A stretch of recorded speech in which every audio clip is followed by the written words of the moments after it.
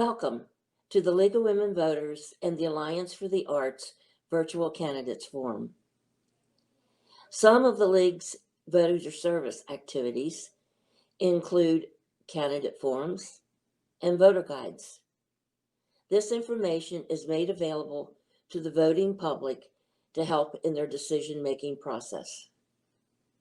The League of Women Voters is a nonpartisan organization that does not support or oppose candidates or political parties. Happy learning.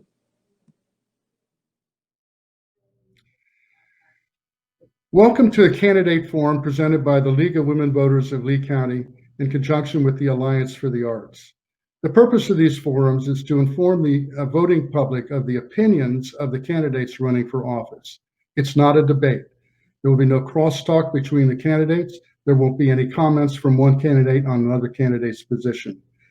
They will be given 2 minutes to open. They will be given 2 minutes to close. They will be given 1 minute to answer each question. The order of answering the questions and opening and closing is random, to be decided at the beginning of the forum itself. So sit back and enjoy. Thank you.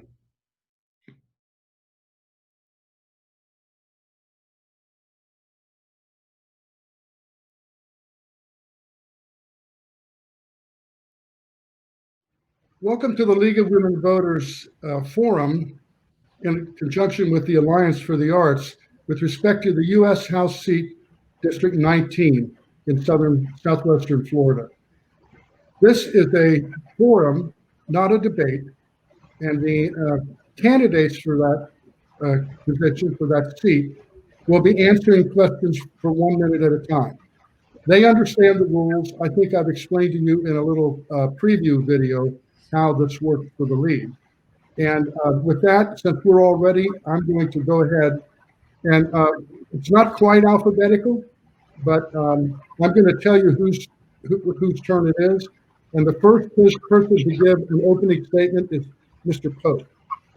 Hi, my name is Patrick Post, and I'm running for U.S. Congress, 19th District. The reason I'm running is for the last 30 years, I've been involved as a citizen activist, promoting literacy and particularly renewable energy since 2001 after 9/11. I got involved with promoting renewable energy and solar power. I've written proposals and sent them around the country for making the U.S. energy independent, going to solar power. This is something we can achieve. And I've written to many governors, senators, and Department of Energy, et cetera. And I've had strong letters of support, which I have listed on my website if anybody wants to see them. Also, my proposals for making the U.S. energy independent are on there. I've sent them recently, a year and a half ago, I sent it to Marco Rubio. He sent it on to the Department of Energy. I've also sent my proposals to Governor DeSantis, and he sent it to the Transportation Bureau for the state of Florida. And I have a proposal for making a light rail system that's solar powered for our district, Marco Island to Southwest Florida International Airport. A solar powered light rail system with bike path that would benefit the community immensely and everyone in Southwest Florida.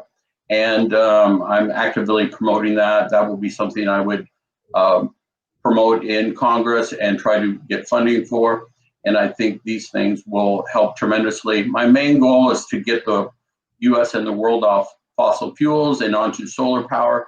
If you reduce fossil fuel consumption, you reduce pollution, and that affects water quality, which is a big factor. And I hope you vote for me. Thank you very much. I am a write-in candidate. Thank you. Ms. Banier? Hi there. My name is Dr. Cindy Banier, candidate for Congressional District 19 here in Southwest Florida. I'm a mom and small business owner, and I'm fighting for our water, our health, and our community. And I've decided to run based on the service that I've had to the Southwest Florida community. For the past 11 years, with my work, I've helped more than hundreds of organizations across Southwest Florida serve our community better. Through that work, I had the honor to convene thousands of people across our region to listen to what they have to say. And as a researcher, I would write reports based on that, and then I would give it to our local leadership. They would pat me on the head and say, thanks, and not do anything about it. So I'm running to be the servant leader that the people of Southwest Florida deserve.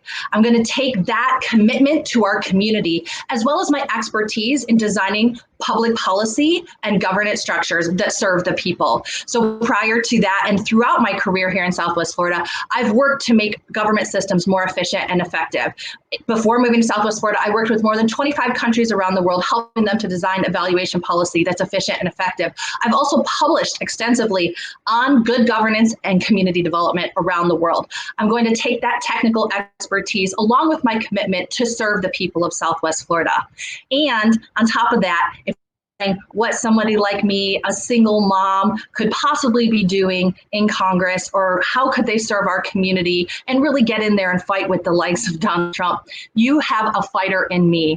I'm a former professional boxer, so you know that I can get in the ring and I can go toe-to-toe with anybody and fight on the issues that really I can take the hits and keep on going, because perseverance is something that defines me. I am willing to fight for the people of Southwest Florida. Take those hits from any of the big bullies and keep on going. Let's work together to create a Southwest Florida where the sun shines on everyone. Thank you. Mr. Holden? My name is David Holden. I'm a Democrat running for Congress in the 19th District.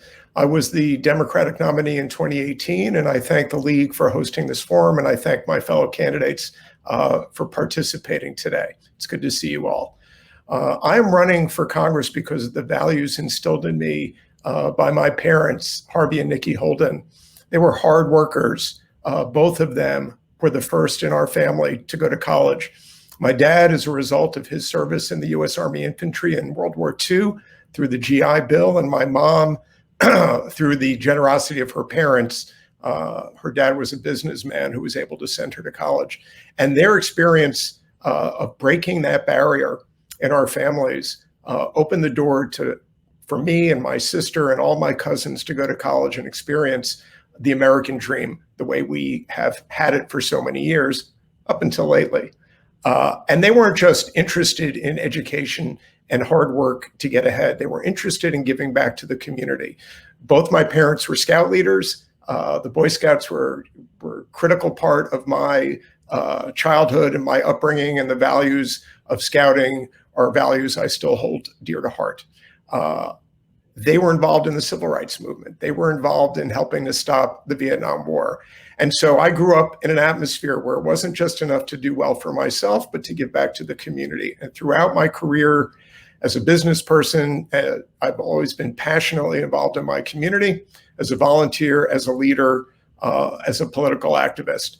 I want to take that experience and use it to move forward on the critical issues of healthcare, environment, jobs, equal opportunity, and social justice. Thank you.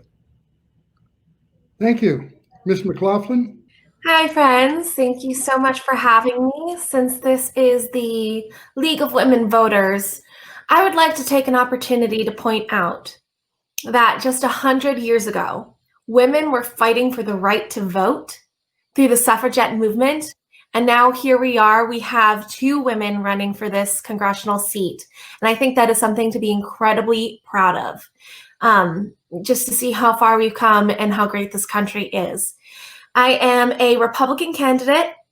I am a young Latina woman running, and I'm the only woman running in the Republican race. And I would like to point out that of all of the candidates, for 435 congressional people, we only have 13 women that are Republican in Congress. And from Florida, we have 0. Now, that's not to say that, you should only vote based on having a woman, but it is to say that if you are Republican, we have a duty to expand the party and to start showing that we have a young, diverse, innovative crowd ready to take on these issues. I can proudly say that I'm a lifelong Southwest Florida resident, and I'm the only candidate who is a Juris Doctor. I studied the Constitution, and I'm a constitutional lawyer. I am pretty fierce when it comes to fighting for these issues. And just in the short time that I've been able to work for the community in the last 6 years, since I turned 18, I have, gained a lot of respect, as I am the constitutional warrior who fights for our personal liberties, our fundamental rights. My website is christieforcongress.com. If you are a Republican, this primary is very important. So please don't hesitate to reach out for me, and I look forward to this forum. Thank you very much. At this point, I would like to announce to the viewing audience that all of the candidates for the House 19th seat were invited to attend this forum. The people that you see in this forum are the ones who responded positively. Some didn't respond at all, but this is where we are today. The questioning will start with Mr. Post, and we'll roll through each of the candidates starting first. Mr. Post, what are the most important challenges facing our country, and what do you propose we do about it? Well, I think one of the greatest challenges is energy. Right now, we use a huge amount of energy. The United States uses the most per capita. We use 19% of the world's energy. The top 20 countries in the world use 90% of the world's energy. China is at 24%. But they have 1.4 billion people. So the US uses more per capita, and we need to change to solar power. The amount of solar that reaches the earth, the capability of it is 5,000 times each year more than what we use in energy. It is the way of the future, and I very strongly believe we can go to solar power. I have a specific plan how to reach that. I've sent it around the country to governors, senators, even Florida Power and Light, and have received positive response over the last 19 years. I've been promoting this concept, and I think it will help our country and the world. Thank you. Ms. Banier? Hi, great, yes. So, I talk about my 3 top issues being our water, our health, and our community, but I think everybody can admit right now that the biggest issue that we face is the coronavirus pandemic and the failed response to it at this point in time. Not only is it wreaking havoc on people's bodies, their mental health from the risk of it, but we're also looking at what to do with the economy and what to do with schools. So I know that we're going to have to address this. We're going to have to overcome it in the 117th Congress. One thing for sure, I know that we're going to have to start, once we get a hold on it and start to actually take it down and people can safely return to business and schools, which we are not at this point in time. But in the 117th Congress, we're going to have to be starting to look at fiscal and economic stimulus, which I'm going to be a leader and advocate for, especially in terms of a universal jobs guarantee and making sure that we're rebuilding our infrastructure and incorporating green technology and sustainable development into that infrastructure development. Thank you. Mr. Holden? Well, we get a whole minute. Yeah, clearly our response to COVID, the utter failure of American leadership to do the job protecting our people is the most important issue. We can't get to the economy, we can't get to education, we can't get to environment until we begin to turn around this colossal collapse of responsibility in Washington from President Trump and in Tallahassee from Governor DeSantis. If you watched the struggle yesterday for the Collier County Board to pass a mask ordinance, a failed effort, which I commend Commissioner Solis for that leadership. We have a lot of work to do to reach our fellow citizens, to make sure they understand the critical threat, and to turn our response around, to make sure that our frontline workers, medical workers have what they need, and that we are doing the job in reducing the COVID frequency. Thank you. Mr. McLaughlin? The biggest issue is the infringement of fundamental liberties and constitutional rights through the coronavirus. Here's the problem. This is not the first pandemic, and this won't be the last pandemic. But what is long-lasting is our constitutional rights. Now, I don't take the coronavirus lightly. My great-grandma, who lives with me, she sleeps in my bed, is 101. She turns 102 in 10 days. And, she is the at-risk person that we talk about regarding this coronavirus. However, she has rights.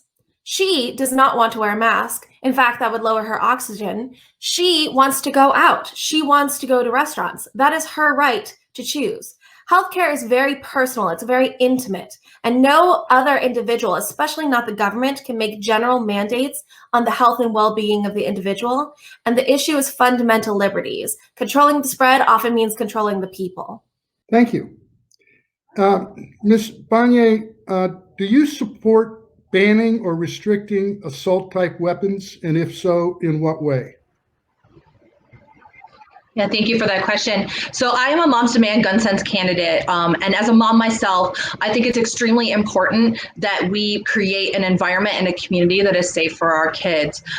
It is true that we have Second Amendment rights, but that does not include high-powered weaponry and high-powered, high-capacity magazines. I think it's completely reasonable to not allow public commercial sale of both assault-style rifles and high-capacity magazines, because these have the intention of killing lots of people in a short amount of time. And that's exactly what we've seen it used for in terms of mass shootings across the country, which have the consequence of not only injuring and killing people in those circumstances, but creating widespread fear and things like school lockdown drills, which create additional mental stress for our kids. So yeah, I agree that we should have a ban on assault type rifles. And I think that we actually should ban them from sale, commercial sale in the United States.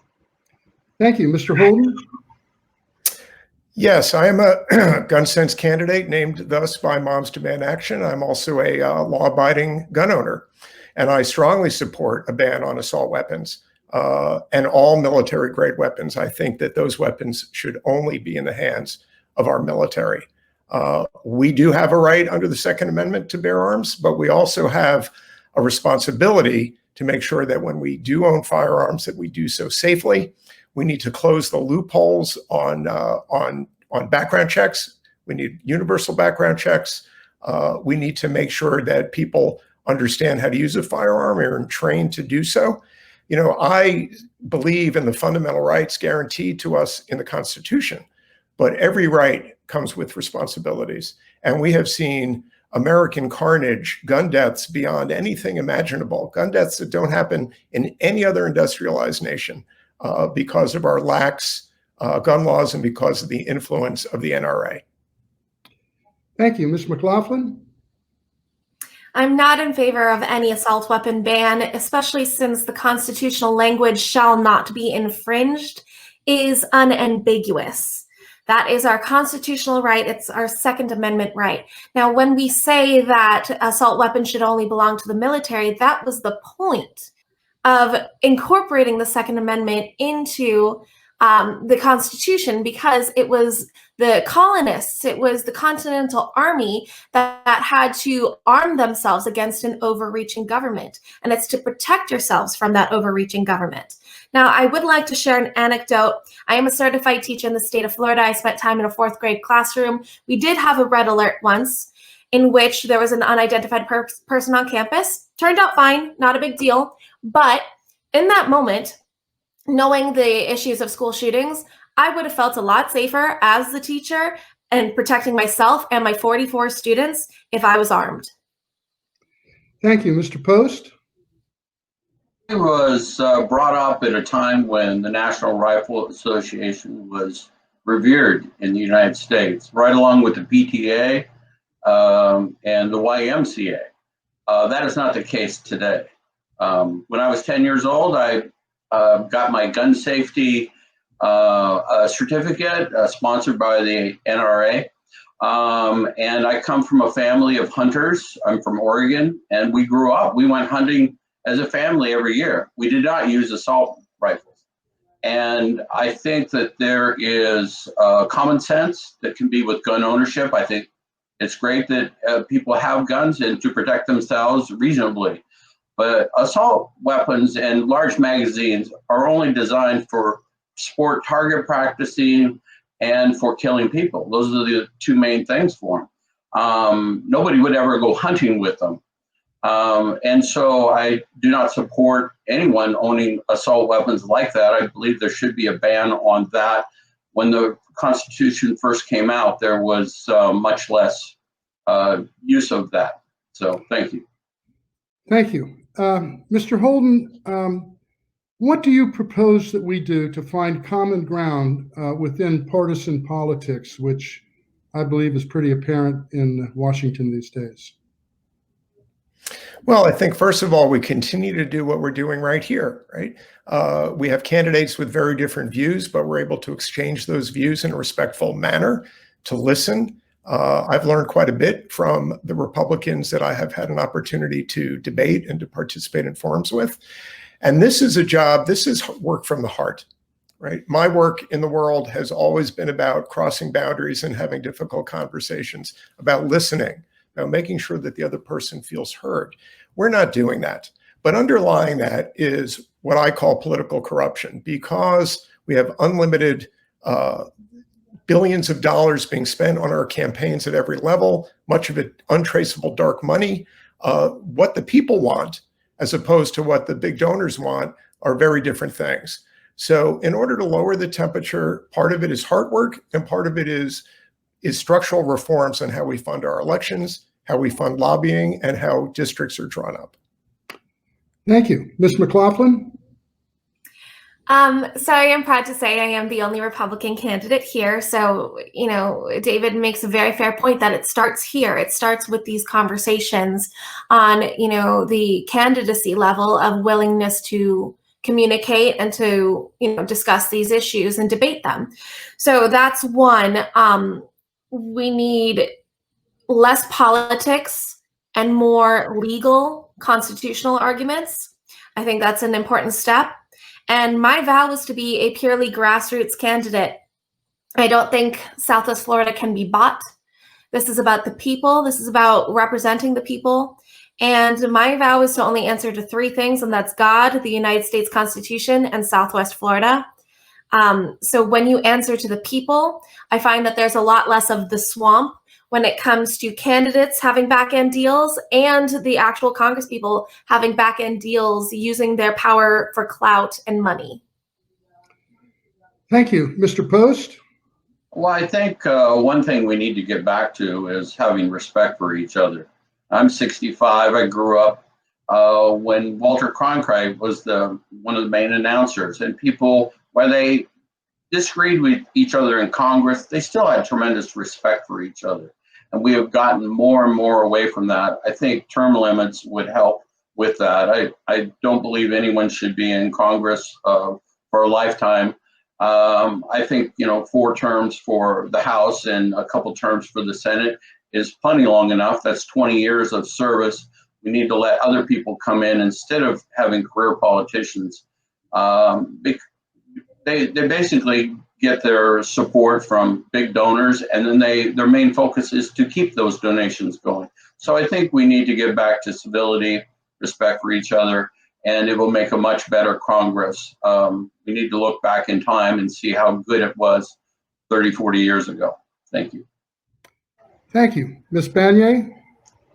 Yeah, thanks. So as I agree with what a lot of my colleagues have said here today, but I am going to use my expertise as a public policy and public administration expert here and say that we can do this through the way that we design our legislation. If we start to legislate by outcomes, which means that we pick those big, bad, audacious ideas and goals, and we structure them so that they can be decentralized in terms of their administration, you can get a lot more people on board. And that's how things in the past, how we got to the moon.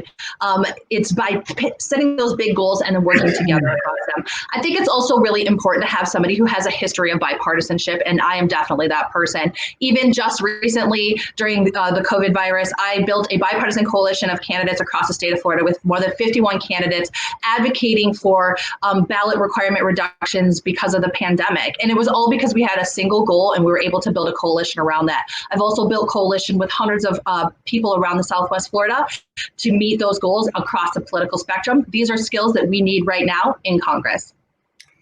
Thank you. Ms. McLaughlin, what do you believe is the best way to achieve health care for all? in the US, and how would you make that happen? Well, I don't believe healthcare for all is a federal issue. I don't support healthcare for all. In fact, my perspective is that we need a free market system for healthcare. So what we have lack of competition because it's essentially monopolized. Healthcare is essentially monopolized. And as I stated before, healthcare is very intimate.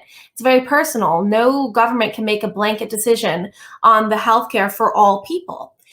So that said, we should be able to purchase insurance across state lines because if we're able to do so, it creates competition. It ensures that, there's accountability and enhanced care. We should also be able to purchase drugs from foreign countries. That also ensures that the individual is making the choice for their healthcare. They have more access to choice for their autonomy.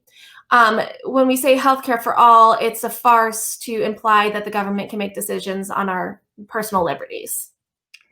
Thank you. Mr. Post? Well, I think we can do a lot better with healthcare. We pay the highest in the world. A lot of countries we pay double, and we don't get as good and they have universal healthcare. It can be done. It's just hard to turn this ship around.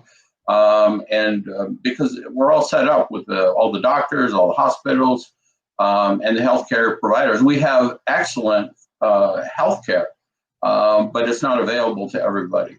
So I do think that we can expand, and instead of doing things on a national level, I've thought in the past we should basically start with maybe one small state. If we're going to make some changes, let's try doing something in, say, the state of Wyoming or Vermont, which is much lower population, and test it out as opposed to doing national health care, providing it for all 50 states and then trying to figure it out. I think it would be a much better way to expand some of the benefits of universal health care. Thank you. Ms. Banier? Hi, yes. So I think it's really important that healthcare is a right and that we should have increased access to affordable healthcare for everybody in the United States.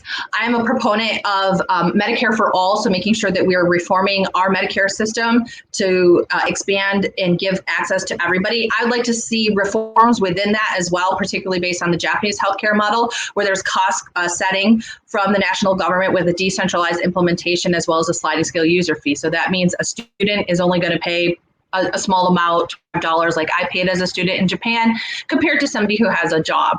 And that actually puts money back into the system to keep everything going. And I want to point out that there is actually a place, even though I think that there's a significant amount of profiteering in the insurance company, that insurance companies around healthcare, that with the model that Japan has, there's actually still a place for them to become a supplement in the market. And that this is not, something like this is not the government telling us what to do. It's a government structuring us freedom within the system. Thank you. Mr. Holden? Yeah, thank you. If the COVID pandemic has taught us nothing, it has taught us that the American healthcare system is seriously broken. I support universal healthcare in the richest country in the history of the world. Healthcare is a fundamental human right, not a privilege for the rich and the well-connected. Over 5 million Americans have lost their health insurance because it was employer-based. In the midst of the pandemic, the Trump administration has gone to the Supreme Court and asked them to overturn the Affordable Care Act, which is, there's no other word but insane to describe that decision. We are not going to get there on day one. It will take a lot of steps. We need to strengthen the Affordable Care Act. We need to ensure that every American has access to high quality healthcare, wellness. The difficulty in getting our arms around COVID has a lot to do with the level of overall health of the American people. Thank you. Mr. Post, how do you believe the U.S. should approach the COVID-19 crisis? Well, I think that one of the things that they've really dropped the ball on is testing. That's one of the main issues that the experts have said, finding out who has it.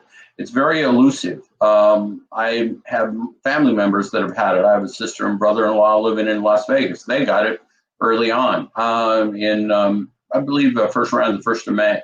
So I really think that it is something that is seriously undermining U.S. healthcare system. It does show that how vulnerable we are to major pandemics. So for years, they've talked about, over the last 20 years, particularly about pandemics, how they could happen. And they've had SARS and Ebola and things like that that they were able to control. But we are in very, very dangerous waters here. And with population growth, that's a big factor. We are growing at 1 billion people every 12 to 15 years in the United States. We are now at 7.8 billion, and it's a real problem. Thank you. Ms. Bonnier? Yeah, so this will go down as the biggest failure in history. The Trump administration response to COVID has been nothing short of tragic, with 3 million cases and over 140,000 people dead in the United States from it. And it could have been totally preventable. And the thing that really stopped us was Trump's image and quest for re-election and wanting to keep the economy going. And what this caused is a massive mistrust in the government. So people don't know what's not. There wasn't a unified front. There wasn't a unified strategy. These are things that I absolutely would be advocating for, and that we can see under the leadership of places like New Zealand and Taiwan, where they had a coordinated strategy working together with the federal government and then state entities to ensure that there is proper testing, a clear and unified message around what to do in terms of personal health, as well as shutting things down. And if we had shut things down and kept it locked tight for a couple of weeks, then we wouldn't be where we are today. Thank you. Mr. Holden? It would have been great to have a president in the White House who understood science, who had the best interests of the American people at heart. But unfortunately, we don't have that. His determination to undo anything that President Obama did led him to end our safety net, to stop having pandemic experts, Americans around the world, helping to fight the initial stages of pandemics. So the failure is broad, it is deep. We still can't get clear, honest information from this White House. Governor DeSantis, unfortunately, is less able than the president and is following along in lockstep. We have a situation where they're demanding that we open schools, but yet all those school boards are making those decisions on Zoom. So we got a lot of work to do.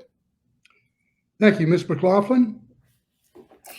Yeah, so there's this pervasive narrative of blaming our president for everything. And it's ironic because President Trump, in the very beginning, banned travel from China, in which he was accused of being a racist, which later on, it turns out that he was right, that he had to prevent that travel from China because it was bringing the virus and starting to attack the United States.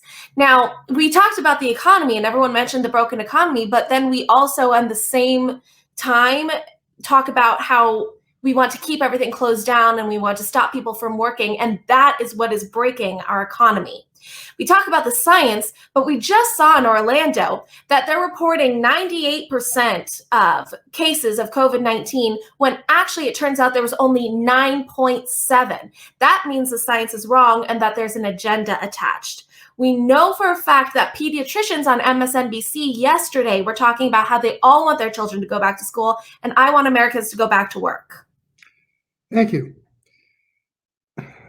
Ms. Bonnier, what do you believe is the best way to achieve social and racial justice in the United States?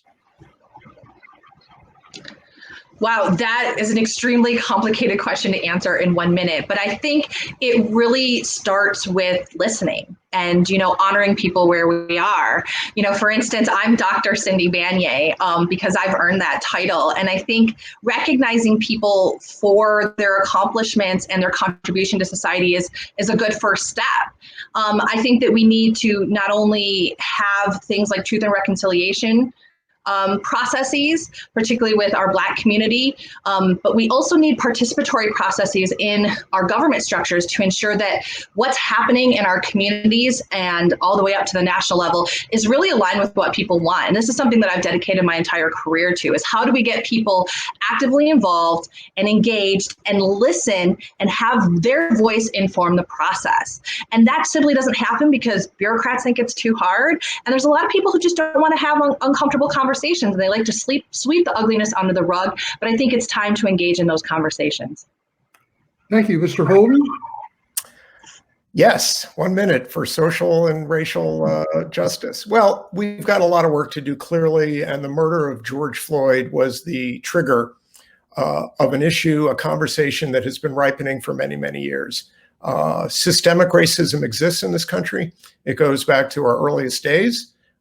We can and must do something about that. It starts with conversations.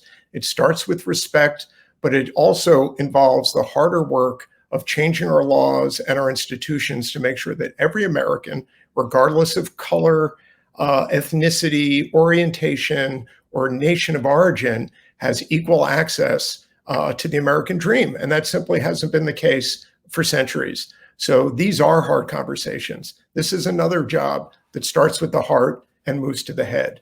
But we have to be willing to acknowledge our own part. We have to be willing to let down our own preconceptions to hear what other people have to say and act on their experience. Thank you. Ms. McLaughlin? So when we say systemic racism exists, systemic racism, to be defined, is actually government sanctioned and government laws that actually create injustice and disparity towards a protected class. That does not exist in the United States. Now, the issue of racial injustice is a person-to-person issue. And if you want to regard racism, and by the way, I'm Latina, so I've seen, some injustices among people to people, but that is not a government issue. And it is not as widespread throughout the government as many are trying to portray. What happened with George Floyd was a tragedy, but the abuse of Antifa and BLM of this country by destroying and rioting through our cities and trying to, attack other individuals, not to mention attempting to defund the police while the police have been attacked every day since these riotings have begun, is ridiculous. Thank you. Mr. Post? Well, I think one of the main problems with racial and social injustice really underlying that is poverty, and poverty is one of the main elements of literacy, education. Literacy is the greatest riser for economic wealth, and that's one thing we need to focus on is literacy in children at a very young age. I started a group called American Literacy Association in 1990. I took a simple concept nationwide, and basically it was an idea to put captions on cartoons, so all children 2 to 6 years old who watch a huge amount of cartoons would be exposed to reading. And I sent this out nationwide. I sent it to all 50 governors, and I heard from 40 states. And I think that's one of the main ways to raise and improve social is make everybody have more economic wealth. Thank you. Mr. Holden, what will you do to assure that Americans are paid a living wage? Wouldn't that be nice? So when I was in high school, my dad went through a period of unemployment. He was in his early 50s. It was hard for him to find a job similar to what he'd had. I had a job working in the local hospital kitchen after school, and that job paid me what today would be the equivalent of $35 an hour because it was a union shop. So we have to make sure, we have to support unions. They have been decimated over the last 30 years. We have to make sure they have the opportunity to organize, to fight for better wages. We have to pass at minimum a $15 minimum wage nationally. It is way past time for working one job full time to again be able to support somebody and not in the poverty line. If you work a full-time job at minimum wage, you are beneath the federal poverty line. That's got to stop, and we have the opportunity to make those changes. Thank you, Ms. McLaughlin. So in 2019, the House tried to pass the federal, the minimum age, raising it to $15 an hour, which, it got shot down by the Senate. Thankfully, because if you raise the minimum wage to $15 an hour, it will actually have a very adverse effect on the economy. And as we saw, what would happen is automation gets increased, in which we have less jobs for those people. If we want to talk about having livable conditions, we need to have our children learning more vocations. We need to stop encouraging going to indoctrination institutions like colleges and universities that are going to plunge people further into debt and not have them learning the proper skills that they can actually form a career. My family escaped from Cuba in 1961. They lost everything. They had their guns taken away, their property taken away, their money taken away. They came to the United States in complete poverty, received no government handouts, but they worked their way up. It is possible. That is the American dream. Thank you, Mr. Post.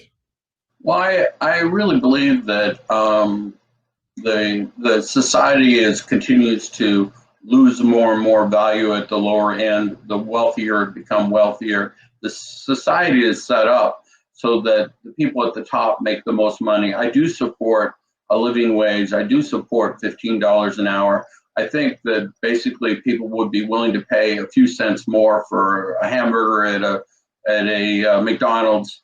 It really doesn't cost that much more when you consider running the whole business.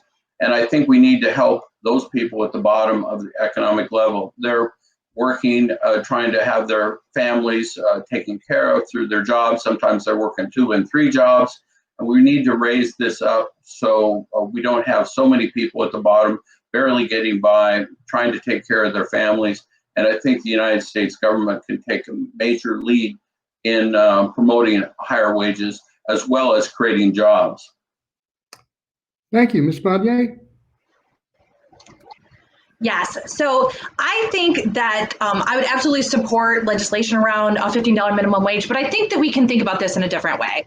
If we had a federal jobs program that had a universal jobs guarantee, then we could actually use market economics to have other jobs pay more competitively. Because if we have a job that is guaranteed by the federal government to do all the work that we're going to need to do with our infrastructure development, to help with childcare and education, and set that minimum wage $15 on up, it's going to force companies to be competitive in order to get those workers.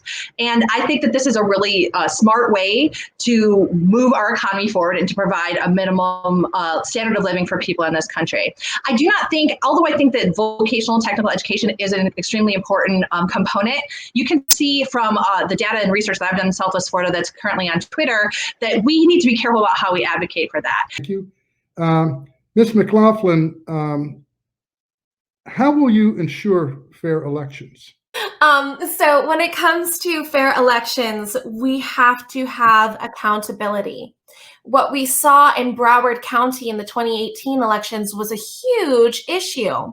We saw, suddenly all these boxes of votes that weren't counted all of a sudden appearing after the initial counting of ballots. So it brings up 2 issues. One, were those ballots even real in the first place? Did they actually exist? Or in the first place, why were there so many ballots that were never counted?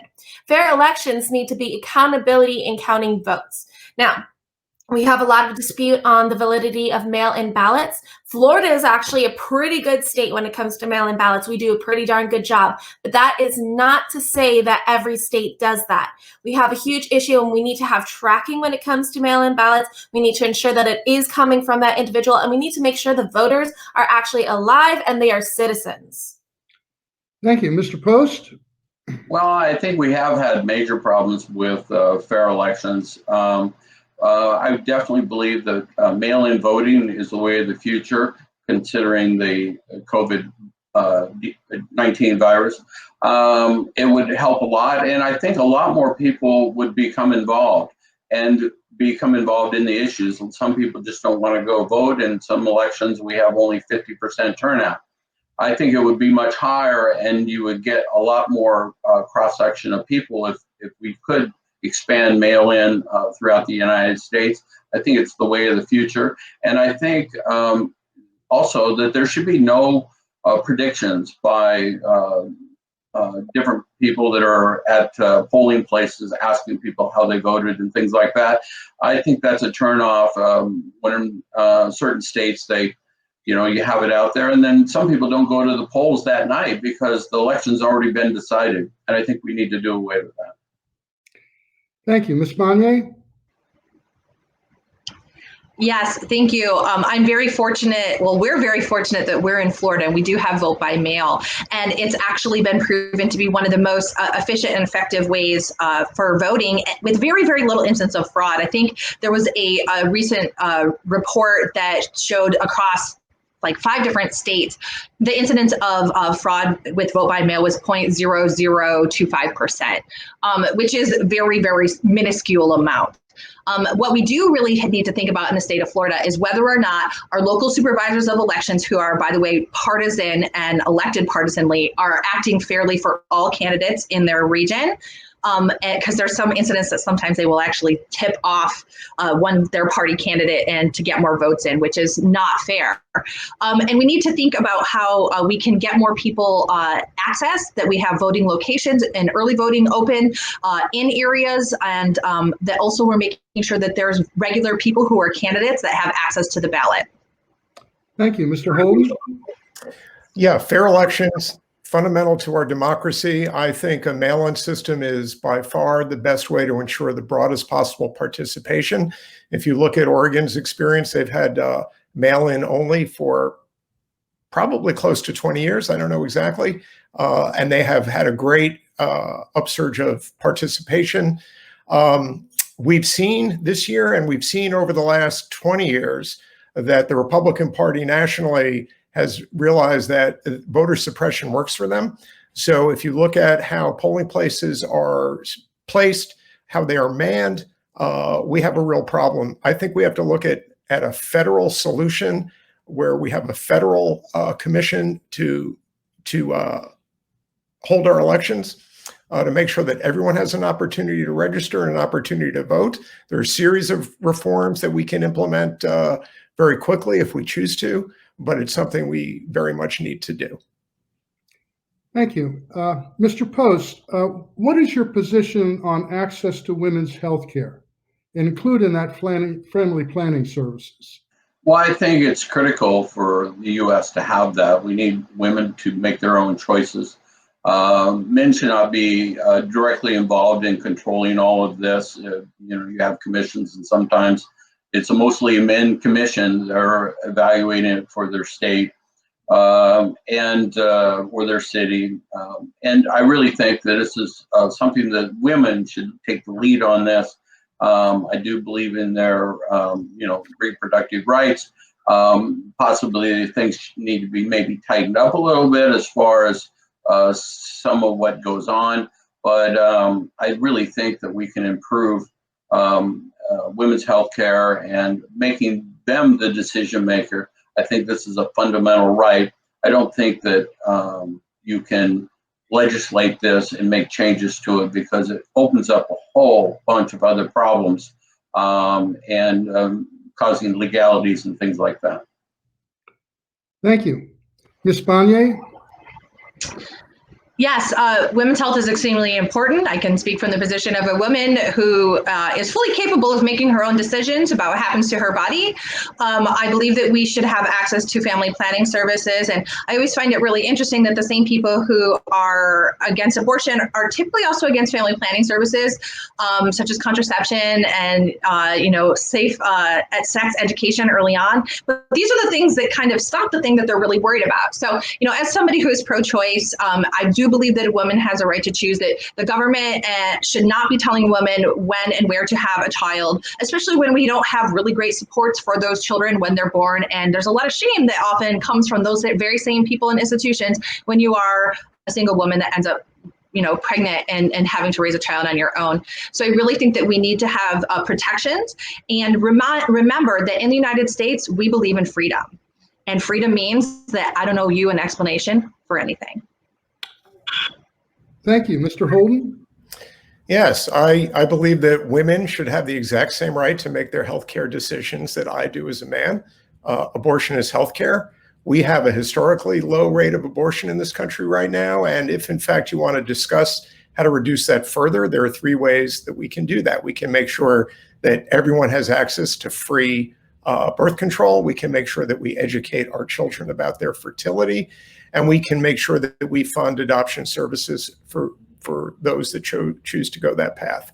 It is unfortunate that family planning, which is done so well by Planned Parenthood, has become a political issue.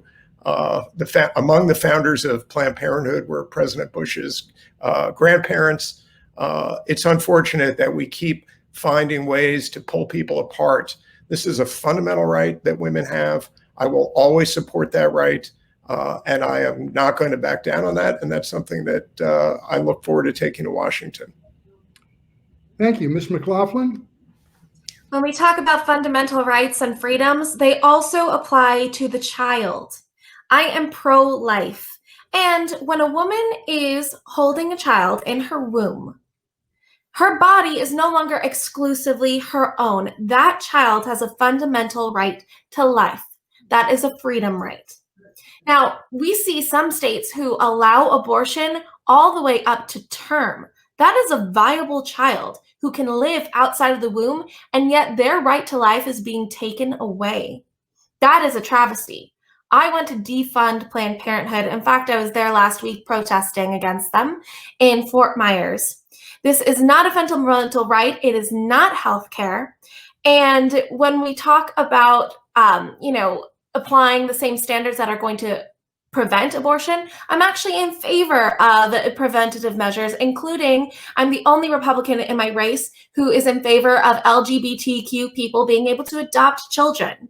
And I think that's very important to have a home for that child once they're born. Thank you. Ms. Bonnier, what do you propose to do to address climate change and sea level rise should you be elected to this office?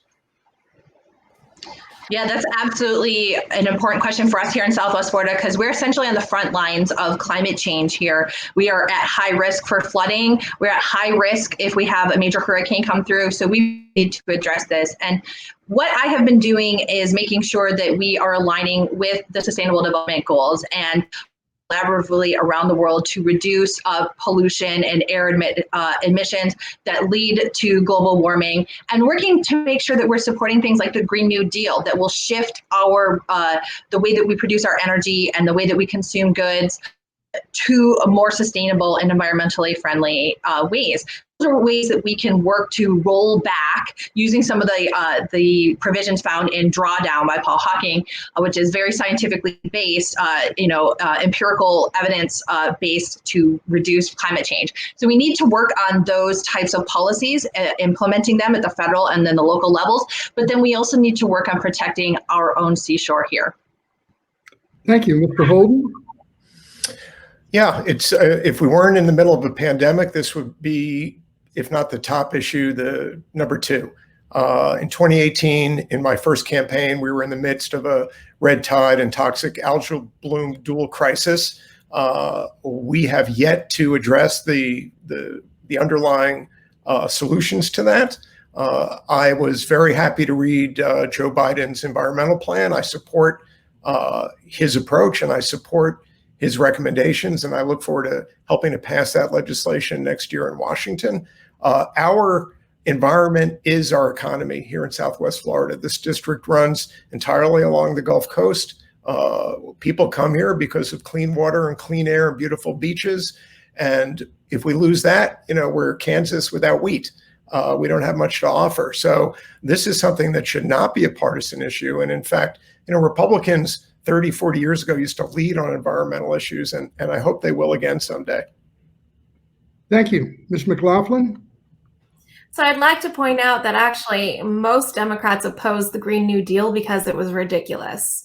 Now, here in Southwest Florida, the environment is our economy. and it is the foundation of our tourism. Not to mention, when we saw the algae bloom, we had many people who were experiencing tremendous respiratory issues. So it is important. We do need to maintain our environment here. We do need to ensure that we are maintaining water quality. But the best way to do that is, yet again, a free market system, because the best innovation comes from a free market system in which someone can innovate and then profit off of their own work. No one is going to want to create and work towards a higher goal unless they can have their own control and their own development within their programs and then benefit economically from their creations. We need to ensure that there's more innovation from a free market system. Thank you. Mr. Post? Well, this is one of my most interested areas of my campaign, and I really have been since 9/11. I said to myself, why are we on fossil fuels when solar is so much more powerful?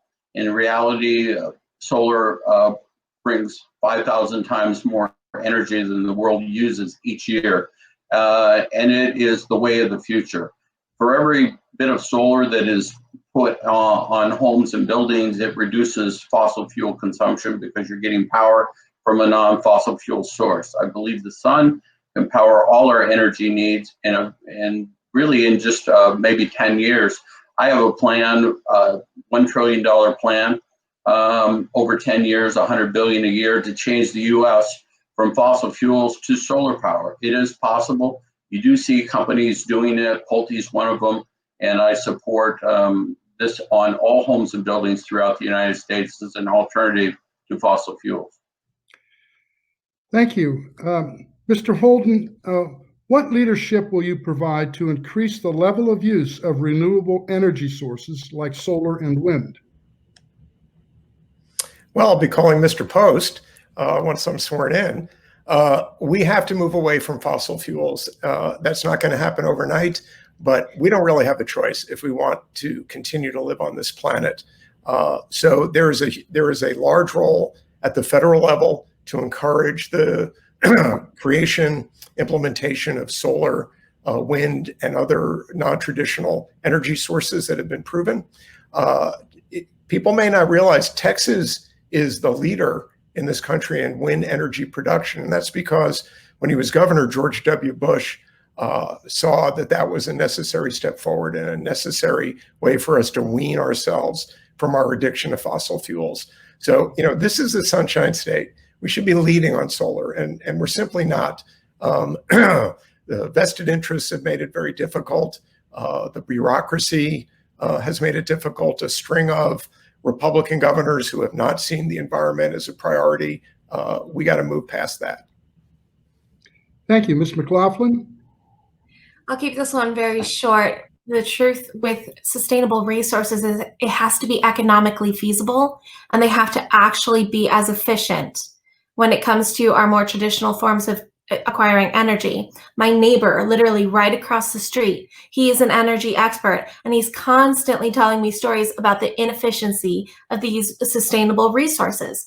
So when it comes to, having solar power, wind power, we need to ensure that it's, one, economically feasible, less costly, and two, it actually provides the same amount of energy and the same productive use of that energy. Thank you. Mr. Post? My background originally in 2001 was I worked in construction, and I've expanded that. I've now worked for national home builders, Ashtonwood Homes at Naples Reserve. They were building 1,000 homes out there. I was the permits and starts coordinator. I was in sales and marketing as well. I was the first point person to, when somebody bought a lot, got the house built, get all the permits. I saw how the houses were being built, and I tried to persuade them to go solar. And the head of the company said, I don't think anybody would buy solar or pay for it. Well, that's backward thinking of 30, 40 years ago. Solar is extremely viable. If you put a solar panel on a house, it'll produce 3 times more energy than the cost of the solar panel. I think the United States should invest in solar for every home and building in the United States, as well as power storage. Thank you. Ms. Banye? Yeah, so for me, this answer is very much a structure and public administration answer. And it goes back to what I said earlier about legislating around outcomes. So when we have big goals like zero emissions by 2030, right? It forces organizations to start to invest in research and development to get there. This is what we did with CAFE standards in the automotive industry earlier in the 90s and in the early 2000s. And also, this is the way that Japan has achieved such high levels of environmental friendliness by making their embedded subsidies as well as embedded reasons for organizations to invest in that technology. If not, it's cheaper for businesses to just keep doing the way that they're doing it and keep making money. So there has to be some sort of lever to get organizations to start move towards more sustainable energies. And we can absolutely legislate that. We just have to set the goals and stick to them and move forward together. Thank you. Ms. McLaughlin, what measures would you support to preserve water quality and wetlands? Okay, so again, water quality is a huge issue here in Southwest Florida. What we do need to ensure is that all these projects that were developed, even in the 90s, early 2000s that have been developed for Everglades restoration, they need to be finished. We have so many projects, especially after the algae bloom as well. We've started all these new projects, but bureaucracy is a very great way of ensuring that projects take a very prolonged way of getting done. Not to mention, we have a lot of money that's been going to research, which if you actually do a little looking into which research companies are getting funded, it's not going towards the actual cleaning of our waters. What we saw with the red tide and the green-blue algae bloom is we need to focus on ensuring that our waterways and the natural flow is going through a recycling process, and that we ensure that when we dump from Lake Okeechobee, we're not damaging our waters every time. Thank you. Mr. Post? Yes, water quality is a major goal of mine to promoting clean. I walk on the beach almost every day. I was there today. That's how I get my exercise. I see this year's a lot better than previous years. We've had large fish kills and things like that. We definitely should move water south through the Everglades as a way to clean the water instead of sending it east and west through the main tributaries. There's people that are controlling this issue, Big Sugar and others, that are thinking of themselves. They aren't thinking about the state of Florida. We have more money in tourism along our beaches. And anytime we have negative information, there was a lot of national information went out. That's very devastating to tourism and jobs. We need to clean water, and we need to put together programs to move the water south and reduce pollution of the algae blooms. Thank you. Ms. Bonnier? Yeah, so we did have a big win with the WARDA Act, and it's going to be, there's some updates coming to it as well.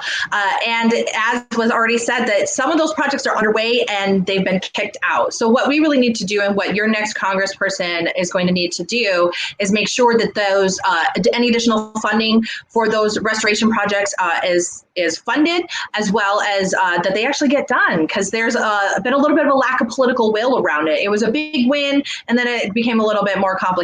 So in order to reduce the red tide and blue-green algae, if you notice, our water is my #1 issue. But in order to reduce the effects of that on our estuaries and on our businesses, we need to understand more about them. We do need the research, and maybe not from some of the firms that have done it before, but that will actually lead to informed policy so that we know what kinds of national and local legislation we need to hold polluters accountable and to restore our infrastructure. We also need the Army Corps of Engineers to have a bit more of local input when they release waters from Lake O. Thank you. Mr. Holden? Yeah, the ultimate solution for the Everglades starts with returning the flow of the water south. We've known that for a long time. We've made a little bit of progress, but the agricultural interests have gotten in the way of really solving the problem. If you look at what brings dollars into Florida, tourism vastly outweighs agriculture, but yet agricultural interests seem to hold sway in Tallahassee. We have to make sure, and we've got some agreement here, that projects that are funded are completed in a timely manner, and that's not always happening. We have to make sure that we're not allowing, the sugar industry is just one piece of this, but their ability to use money, tax money, right? They're subsidized on the front end, they've got tariffs on the back end, and they use that money to buy policy that supports their interests. That's got to end because people have a right to clean water and clean air. We're now going to go into the closing statements. Each candidate has 2 minutes, and we opened that process with Mr. Post, so we're going to close that process with Ms. McLaughlin. Ms. McLaughlin, you have 2 minutes to give your closing statement. Sure. First, I just want to say thank you. This is a lovely forum, very well handled, and I love that everyone has had an opportunity to respectfully discuss these issues. And I have tremendous respect for every candidate that is running for the seat. This is a big deal. 2020 is a big deal. And our vote really, really matters. We have to ensure that Southwest Florida does not yet again elect a candidate who is going to continue the broken promise habit that we have here in Southwest Florida. So, as I've stated before, I only answer to 3 things. That is God, the United States Constitution, and Southwest Florida. This is my home, and Southwest Florida is my family. I was born and raised here, and I will never, ever answer to anyone else but the community right here. We have an opportunity also to elect the first Republican woman of Southwest Florida and the first Republican woman in a long time representing the state of Florida in Congress. So if you are a Republican, I ask you to please very carefully look at your ballot in the primary on August 18th. I firmly believe in accountability. That's why I actually have my phone number right there that you can always contact me directly. And, this is a matter of transparency, but it's also a matter of energy. Who's going to be the most willing to fight for this country and to not take no for an answer when we have to, have relations across party lines. I promise to always be accountable, to always represent this area proudly, and please visit my website, christyforcongress.com. Thank you. Mr. Holden.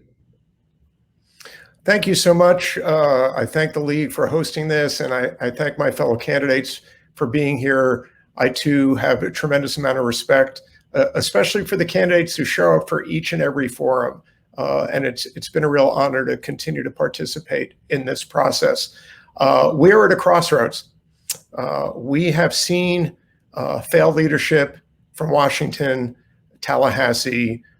We have had a string of, we've elected 3 multimillionaires to Congress who, when they get there, don't seem to want the job very long. So we have an opportunity to do something different. And that has to start at the very top. I am very proud to be a Joe Biden delegate to the Democratic National Convention. Next month, I'll be helping to select the next president and vice president, and also to help set policies that the Biden administration will put forth. And I look forward to being an ally of Joe Biden when he's right and standing up when I believe he's wrong. On behalf of the people of Southwest Florida, we have a chance to choose a member of Congress who shares our values, who believes in honesty, hard work, and community. Those are the values I was raised with. Those are the values that have brought me to this point in my life. And those are the values that I will be representing as your member in Congress next year. I look forward to the debates after the primary with the Republican nominee, because I think we've seen that we have an opportunity to have difficult conversations, even in the context of a hard-fought political campaign, when we come at it with respect, when we're willing to listen and to acknowledge the points that those that we differ with bring to bear. We have to come together as a people, not just in a campaign, but if we are going to survive as a nation. Thank you. Please go to holdenforflorida.com and get involved. Thank you. Ms. Banier? Hi, thank you again. Yes, thank you so much to the League of Women Voters for hosting this forum, as well as to the candidates who show up. Isn't that just part of the deal. You got to show up. And I hope the people of Southwest Florida are watching who continually shows up and talks about what they want to do to serve us. So my name is Dr. Cindy Banier. I'm a candidate for Congress here in Southwest Florida. I'm a mom and small business owner, and I'm fighting for our water, our health, and our community. And I hope through today's forum, you've heard the things that I care about, the things that I'm passionate about. I didn't mention as much, and I usually bring it up, that I am somebody who is staying home and has been staying home during the coronavirus since the middle of March to take care of my vulnerable daughter. She is somebody who, if she gets this, she's going to be a goner. And I know that a lot of you are in that same situation. So you can see that I am somebody who comes at policy and public administration from a place of heart and experience. We need that now more than ever. I'm the most committed and qualified person in this race, and I absolutely agree. It would be extraordinary to have a woman win this seat. It would be extraordinary to have a woman flip this seat. And I think in these times of uncertainty, not only do we need somebody who is committed to be the servant leader that the people of Southwest Florida deserve, but that has the ability to be strong when needed and has the ability to be empathetic when needed, just like a mom. Sometimes we need that big mom hug to help us get through, and sometimes we need the mom stern words to help us make a better decision. So why don't you go ahead and send Mama to Congress to create a Southwest Florida where the sun shines on everybody. I really would love your support. If you already have your ballot, my name is Cindy Banier, B-A-N-Y-A-I. I spell it so you can vote. Go ahead and check that box in the Democratic primary. You have until July 20th to register to vote and get your vote by mail as well. So we're looking forward to that. If you'd like to help, Cindy for SWFL.com. Every dollar helps a candidate. Thank you. Mr. Post? Yes, I really appreciate this forum you put together, and all the candidates. Very impressive ideas, and I really have enjoyed it. My number one interest is, I think what we need to do right now, especially with COVID-19 virus, is job creation. We need it now more than ever. I have been promoting a proposal for about 15 years now of creating a Apollo-scale project to rebuild the U.S. electric grids.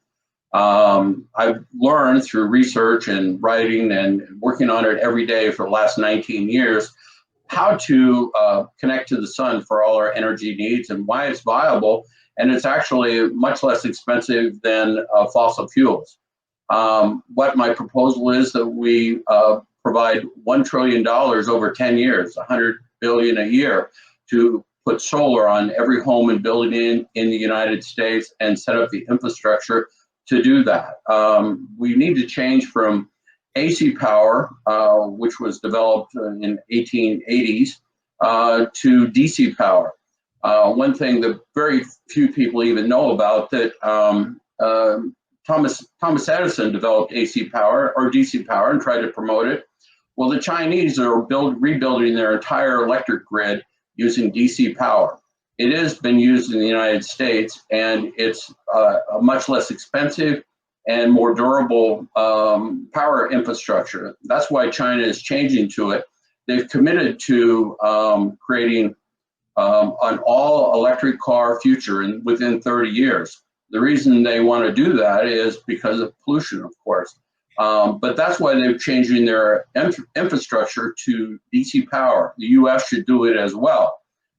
It's a much more efficient way to put power in and use power storage to make sure that it is viable.